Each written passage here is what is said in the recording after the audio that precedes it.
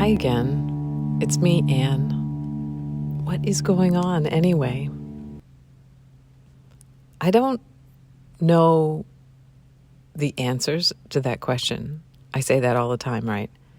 I don't know. I'm here to question it, to ponder this.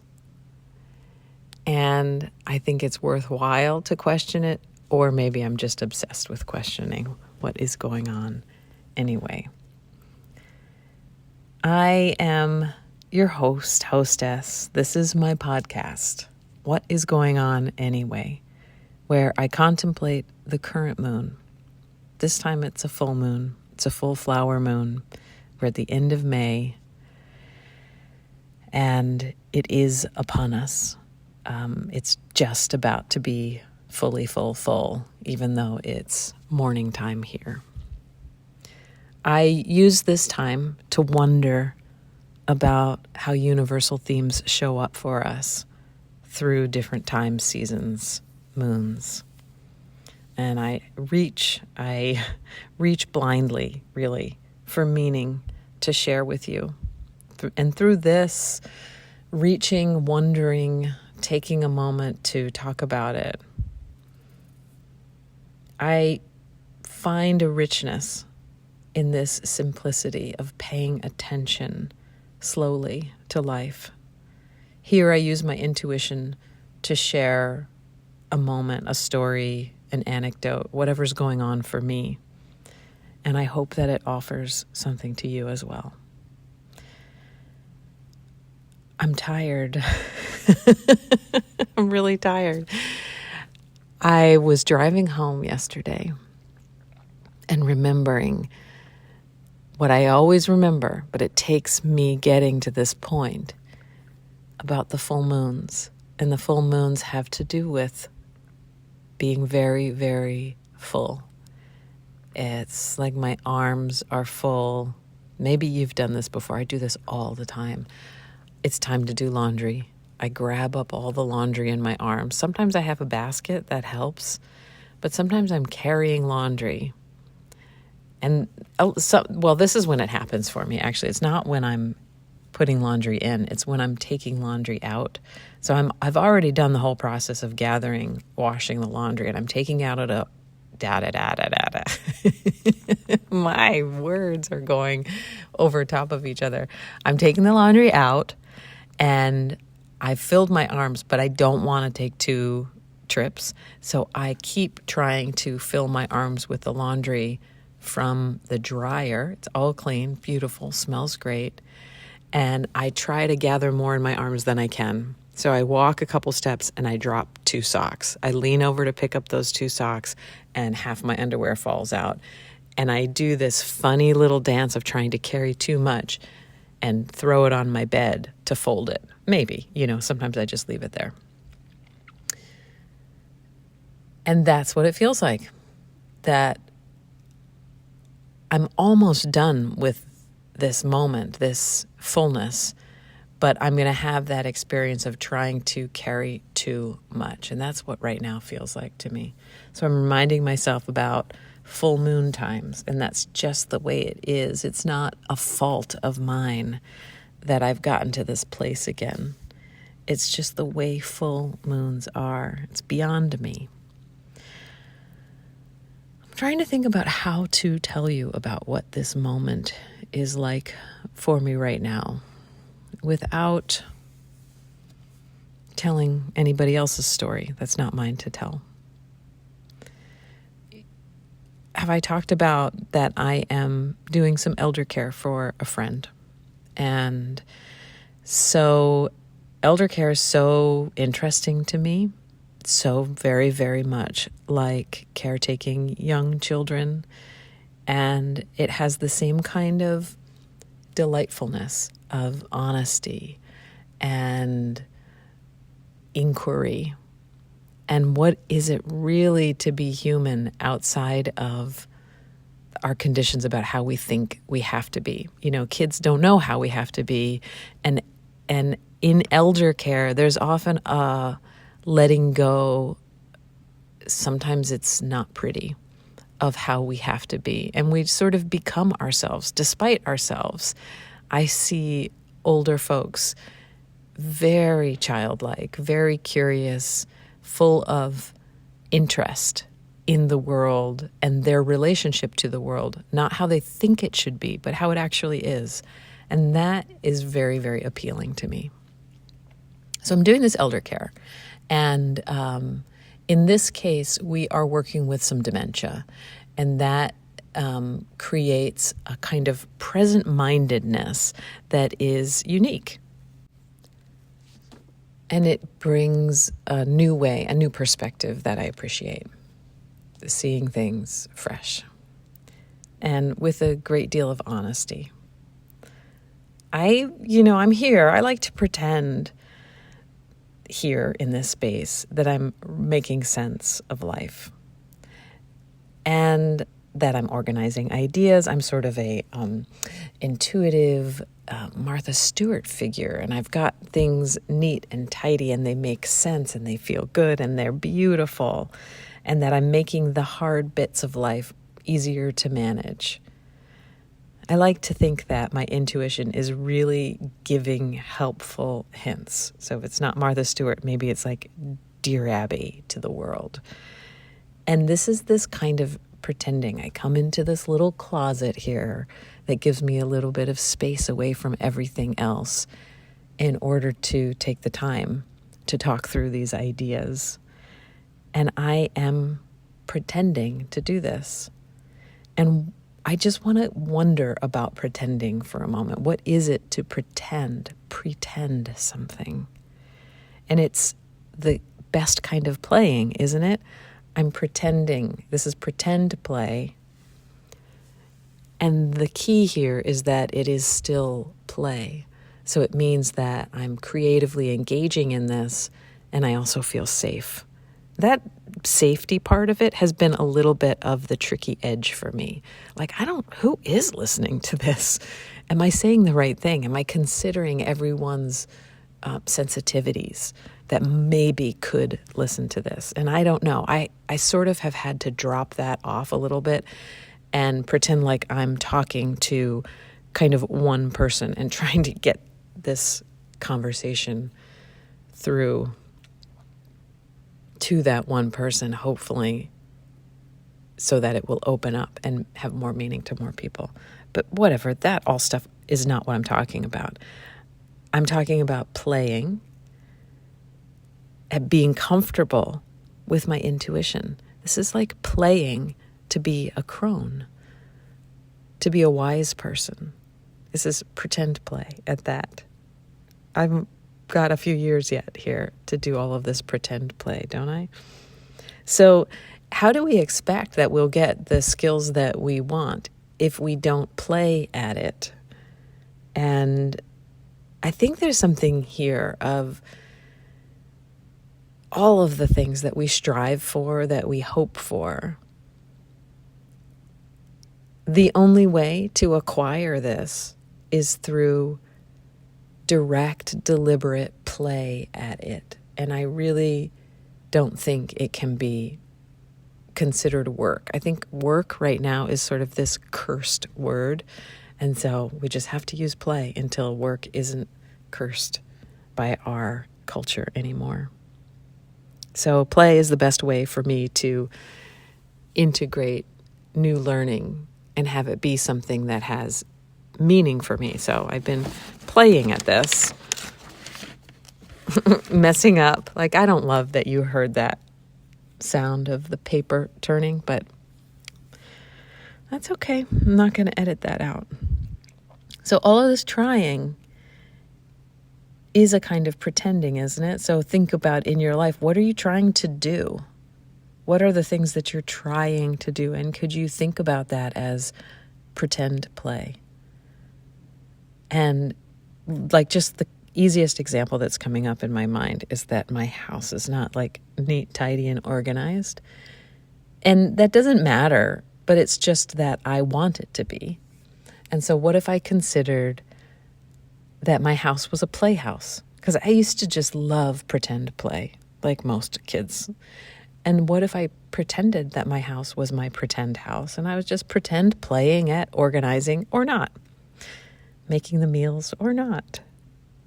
Anyway, I am quite tired. So this elder care that I'm kind of circling back to, there was a bit of a medical emergency, and I ended up staying with this friend in the hospital overnight. In the hospitals, you can't sleep in the hospital, and then we had to do this transport, and they're fine. They're doing really well, actually. But there was just this 24-hour period of not being in my rhythm and being out of my sleep cycle.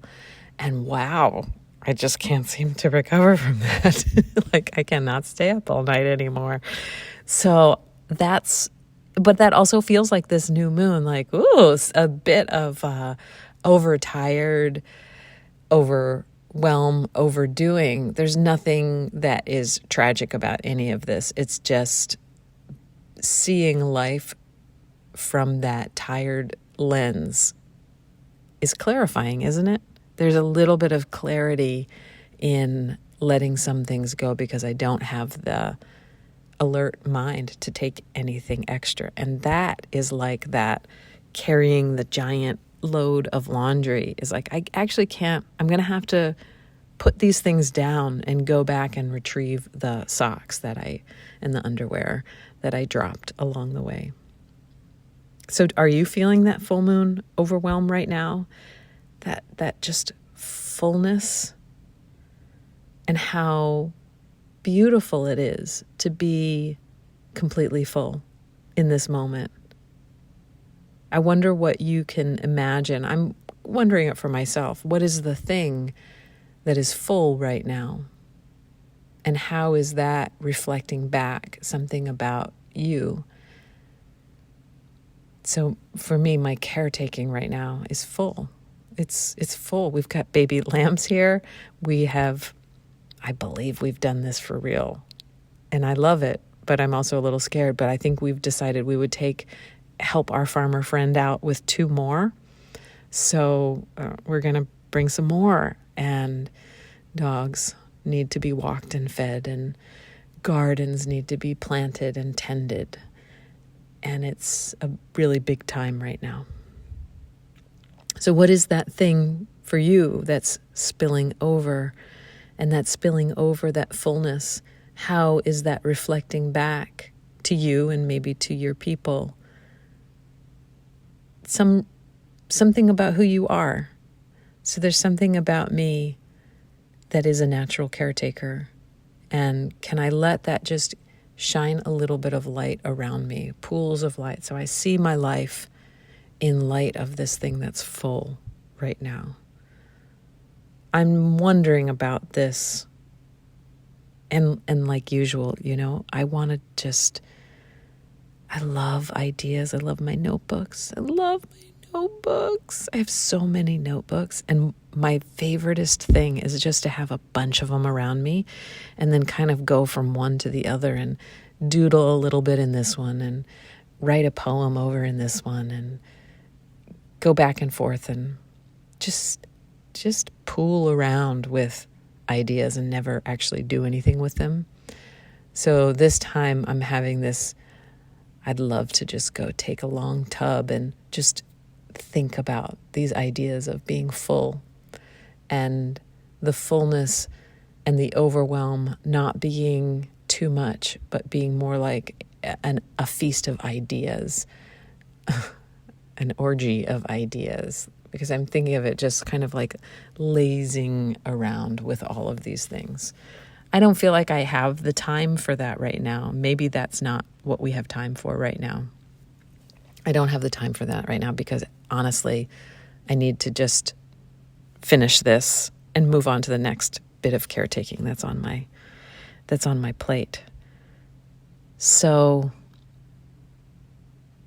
time and other people's needs are squeezing me right now. So I can't just stay in that place of lazing around with ideas and thoughts. I'm being squeezed to action. I'm just considering that as an interesting possibility for this time, for this new moon, that we can feel something overfull, ideas, hopes, desires, things that we've gathered around us of, again, I'm going to go back to this place of the way we would like to see the world becoming. And instead of letting those just be ideas, we might be squeezed into action in this next 2-week period. Just not in a bad way, but just sort of pressured, like there's no more time to sit around and think. It's time to talk about it, make a decision, take a few action steps towards something. So I guess I'm wondering about that right now, investigating that idea. And for me right now, what I'm seeing is that my fullness is around caretaking. And there's something here where I'm not just thinking about that I'm good at it, I'm accepting that this is just a skill gift that I have. I was in the hospital and the nurse said to me, "Wow, you did that just like a nurse. You could be a nurse." And I was like, I'm not, and I'm not, and I don't want to do that training. But it was lovely to be recognized that some of the work that I'm doing in her eyes was valued and valuable. So the other part of this caretaking for me is that I'm getting paid to do it. Really, it's not exactly for the first time in my life, but I'm getting paid to do what I always would have done for free before. And it's changing something about the way I value myself, the way I understand myself. And I'm feeling this self-recognition. I'm honestly feeling the value that I offer to, not just to other people, but the value of caretaking, rather than feeling it and seeing it as this great burden. It's been really easy for me to think, well, I'm good at it, so I have to do it. I don't have any other choice. There's no one else to do it. And I'm talking about in the realm of being a woman, being a mother, being a good friend. Sometimes I think I'm not that good of a friend. I don't have the time. I don't give myself the time to nurture some of the relationships I would like to more. But even recognizing that is helping me make spaces for it in my life. That was a total tangent. I can't take it out. We just have to live with that one. Gosh, you guys, I'm tired. Did I say that already? I know we're not supposed to have big silent spaces here, but I just need a second, okay? I just need a second. I'm going to take a big breath.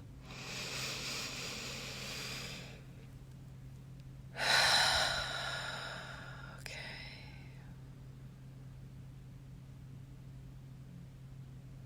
All right, I think I've got it.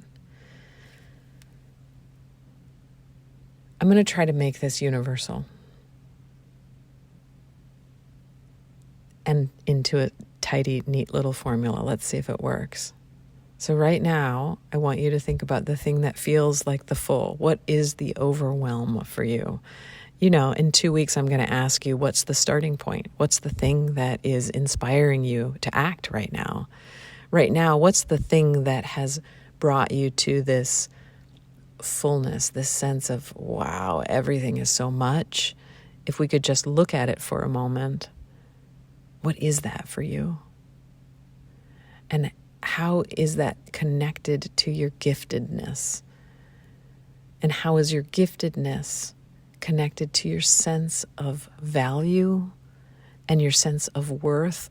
Really, really, really, not like deranged kind of sense of value and worth. Not what you want, not what you think you should have, but what do you really know about yourself and your giftedness? I'm not even talking about your artistic and creative abilities, though that, of course, is part of it. But what did you come in here with? What little bit of shininess do you have that you offer out to the world?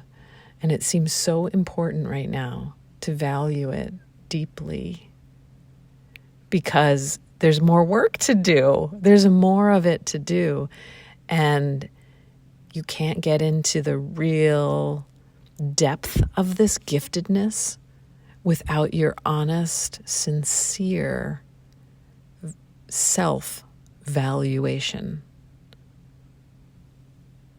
Don't I sound, I mean it so much. Like I'm so sure about this. I hope it has meaning for you too. And I'll go back and listen and see if I can talk sense into myself and really hear these words. So I see it pretty clearly. Big sense of overwhelm as we go through this full moon. There's so much, so much, so much. Inside of that so much, there are arrows pointing back to, why have you gathered all of this? What does it have to do with you, especially? What does it have to do with your gifts? And can you give yourself the release of valuing yourself? Really knowing how worthy you are, how gifted you are, so that we can take these next couple of weeks and start to spread our special sweetness into the world, whatever that might be. I'm not talking about grandiose things. You might be the one that's really good at separating the seedlings and tucking them in really nicely. And I'm not joking at all. That takes a very special skill set to not lose patience with what it requires to go that slow. Seeding and working with seedlings is this very delicate process that not a lot of people have the time and patience for. I was separating little celery seedlings, and it was so hard for me to go slow. Those little plants that I took the time with are doing great. And then there's some that are a little bunched together because I got impatient. And of course, they don't like that. So what is it that you love about yourself? Because you can be really good at a thing and not love that gift or that expression of yourself. And that's not it. That's not it. It has to be the thing that you value above others. You know, what is the thing that you value above your other gifts? That's the one that is meant to be focused on right now. And I say it with this sense like I know, but that's what intuition feels like. It feels like, oh, this is it. And then I get all emphatic about it and I'm telling you like, this is the thing. It kind of drives me crazy because I don't really like it when I'm on the other side of that kind of emphasis. So I'm trying to tone it down a little bit, but then it'll like well back up and then I'll try to be like, but only if you want to. Do it if you feel like it. And then just a moment later, like I'm... like there's something in me that's like, no, you really mean this. They need to know this.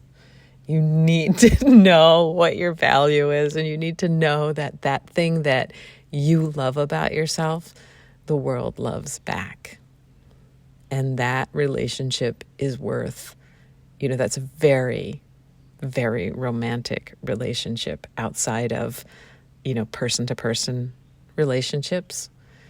And that romantic relationship that you have with yourself, discovering your value and gifts, is what the world needs. What do you think the I Ching has to say about all this? I'm pretty much done, but I always like to check in and see what does the I Ching think. So let's say, hey, hey world, hey universe, that divine layer, that piece that gives us little bits of extra help. What do you have for us now? What would you like us to know? Let's see what we get. Actually, it's so good. We get hexagram 42, which is increasing. Also the blessing. What would you do if you knew you were blessed? Isn't that the right question? I mean, isn't that what I'm saying about your giftedness? So what would you do if you knew it? What if there were no limits? What could change for the better? The old Chinese character for increasing shows a pot filled to overflowing. It means blessing and superabundance, like the timely rain that brings a rich harvest. Increase simply flows without limit. There's no need for restrictive frameworks to contain it, but only for tools to work with it. I'm thinking of this as when you truly value your gifts, your giftedness, your specialness, your way of being here. When you truly value it, that's like the floodgates opening. That value allows that giftedness to work in the world, and all you need are tools to work with it. Ways, connections, people. Sometimes it's special skills that help that giftedness move through you. When you are blessed, it is good to respond with purpose and movement, participating in the increase, pouring more in, you receive more in return. Let yourself imagine where you want to be and take the first steps that commit you to going there. This is how you keep momentum. And we get changing line 1 that takes us to hexagram 20. But changing line 1 right here says, use your blessings. It doesn't just say it. It says it with an exclamation point. Use your blessings! This is the moment to get underway and make the greatest possible use of your gifts. I mean, I'm not kidding. This is there's no way for you to feel this, right? Because this is how I do this process, where I go through, like, what does this moment have to say? Then I ask the I Ching, which I deeply believe in, and the I Ching has guided me in so many ways. So this saying, this is the moment to get underway and make the greatest possible use of your gifts, is exactly what I was saying. And I don't have to prove it to you, but I didn't know this ahead of time. So this is just a beautiful, lovely confirmation for me. Yes, yes, yes, yes, yes, yes, yes. Back to the I Ching. There's no need to limit yourself to modest, sensible, short-term goals. Allow yourself an unhampered view of all the possibilities. Although this is just the starting point, perhaps you can see the emerging shape of the full finished work.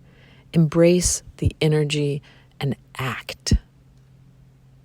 I'm going to read it again because it's so clear. Like, this feels just the clarity that I wanted to share with you, the emphasis, the sincere direction. Use your blessings. This is the moment to get underway. I'm like, do you hear me? This is the moment now. And make the greatest possible use of your gifts. That means just do it. Stop wondering if is it, am I, maybe. Just stop with all that. There's just not time for that right now. Make the greatest possible use of your gifts. There is no need to limit yourself to modest, sensible, short-term goals. And also like, well, I could do this, but I want to do this. You got to go for the want to do. Want to do. Could somebody make a song for me about that? Want to do? Want to do? Allow yourself an unhampered view of all the possibilities. Although this is just the starting point, perhaps you can see the emerging shape of the full finished work. Embrace the energy and act. Embrace the energy and act. I think that's the title of our podcast today. It moves to seeing, hexagram 20. When you stop searching, what comes into view? If you had no preconceptions, what might you see? So it's really looking and letting yourself see what is there without knowing what it is first. To see is not to focus on some specific thing, but to witness everything that comes into view with open awareness, like a heron seeing a lake. In the ritual, the everyday world is washed off, and then there is a breathless pause. It is not yet time to make the offering, but only to watch for what comes like a presence into the space. In ordinary life, you can also pause before falling automatically into the next step of the process and see what is present before you respond. Into this space between actions comes truth, its presence as unmistakable as a great person's aura. You need only watch for it as it comes. Okay. You got it? You got it? Do I need to go back? I got to flip through because I don't quite remember there it is. This is what you need to remember. Embrace the energy and act. And since I'm going to title that the podcast, that won't be new to you. You will see that. That's what we've got this time. That's our full moon, full flower moon. End of May. We're entering into a beautiful summer.